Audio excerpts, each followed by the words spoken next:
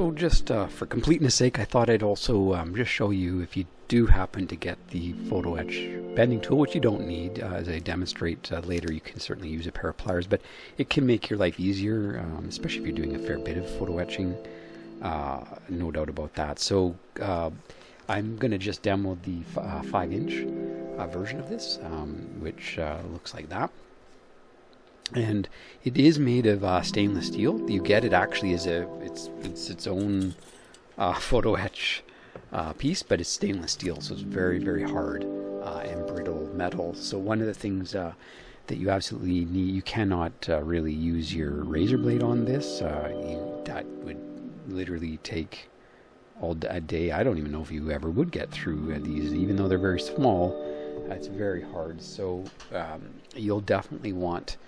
I used a pair of dedicated Tamiya dedicated sprue kind of clippers here.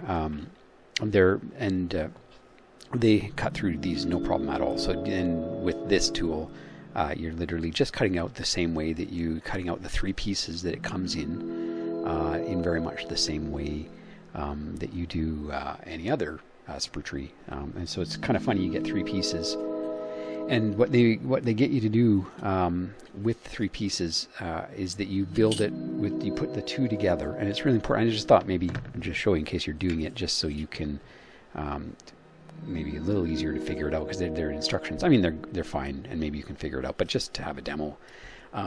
So you put it together. When this is sitting down, these sort of socket pieces are actually folded down, so it's all flat, and you'll see that's actually this piece that has that part is actually on the bottom of your tree. It's these ones, so they're sitting flat, and they get you to put the middle piece kind of inside there. You'll lay it when it's sitting down. You'll lay it so that these 2 little pieces sit in the circles. And notice you'll want to put your the bite blades. See how there's little pieces? Those will kind of be sitting underneath when you lay it on there, and then you do just fold this up, and you can use a pair of pliers and encapture the 2 pieces so that they never can come out from there. They're always going to be in these little socketed holes, and it looks like this. Make sure it's like that. You don't want your writings on the back. One of the key ways you can tell if you're struggling to know which side's up and how it should go is look at the little legs as well. The legs, as with all photo etch, you fold over the line. So where they've etched out the little line, that makes room for the fold to go up on it and kind of fold on itself and have room to fold up. So on each of these legs, you want to fold it so that the legs are going to be going down, because it makes a little platform like that. So that's just a good cheat way if you're kind of just not sure if you've got it the right side up, because they say, oh, make sure the writing is down, but on one of them there's no writing, the top one. So it's like, well, I think that's right, and it should be, and I'm sure you could figure it out, but just maybe save a little bit of just wondering about it. And then the third piece, it doesn't actually attach. So now that it's entrapped in here, this actually becomes that's the bending piece, right? You'll constantly be using that, as I've demonstrated elsewhere. And then you decide whether you can just use a straight edge all the way across if there's no particular, not a complicated piece that you're doing, or you just either way can sit inside these little. You bend down these legs and they just sit inside these little runners, so it's nice and flush. You put your piece against whichever one you need, and then you just bend up to whatever angle that you need that to be bent to, and it just gives you a nice flat surface to be able to work against and to do that against. So very basic. I'm sure, like I say, not a big deal, but if it saves you a couple minutes, and just to see how that works for me, that's a demonstration of the little 5-inch unit, and yeah, really great, handy tool. I like it a lot, even for very small pieces where I could, unless they're really small, and my plier front end completely fits. If it's even a little bit more than that, I like to use this so that I know I'm guaranteed to get an even fold across the whole seam. Hope that helps.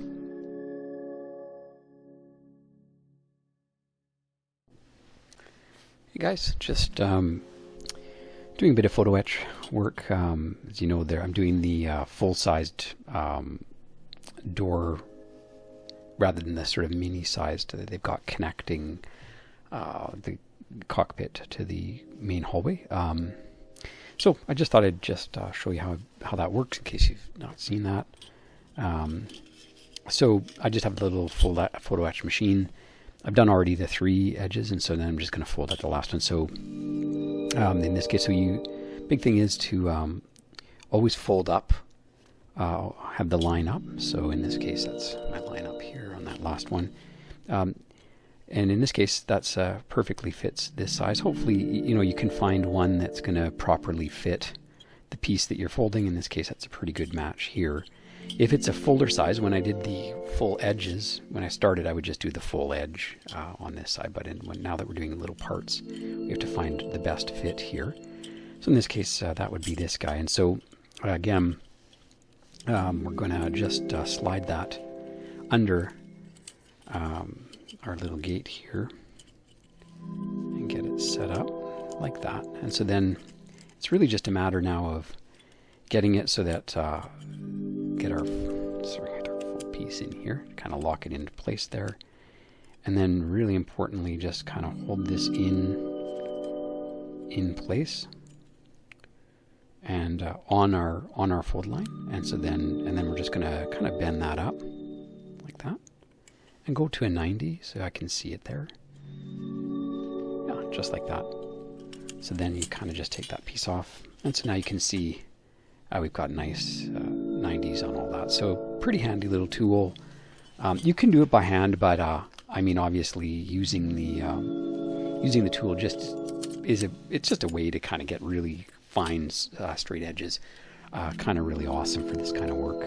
I got my little chairs that have to be done, so same idea. In this case, I'll just give you a demo of using the whole fold edge, even though in this case I actually don't need it's such a small, I could use almost any of these could work, but I'm just going to demo using the full edge. It's kind of obvious, and so we just get him again lined up on our fold edge, just make sure it's just nicely on there, and then again just fold up. And in this case, I don't think we want to come to the full on these chairs. I think they're just slightly bent up. Let me just go grab the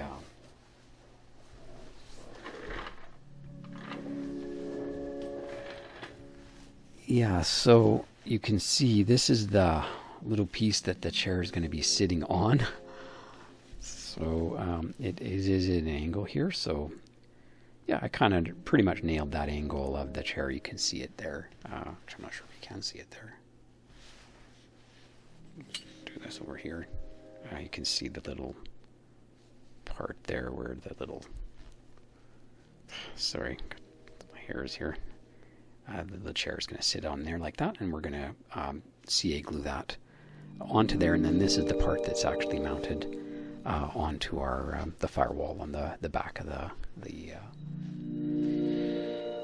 back of the cockpit. Right, guys, just forgot to show you just on really fine pieces like the little stand that the chairs will go on. You can just fold it as well. If you've got a pair of pliers, it'll just work. Just go up to your line, and again, remember, bend up towards your fold, and then just come in at in this case, at the 90 that we want. There. So that gives us a nice little, our little 90 there. So that's just a demonstration. If on really fine pieces, you can just use pliers. And just a reminder, these were annealed, so this brass was all annealed on a hot plate. So that's why it's able to be folding so easily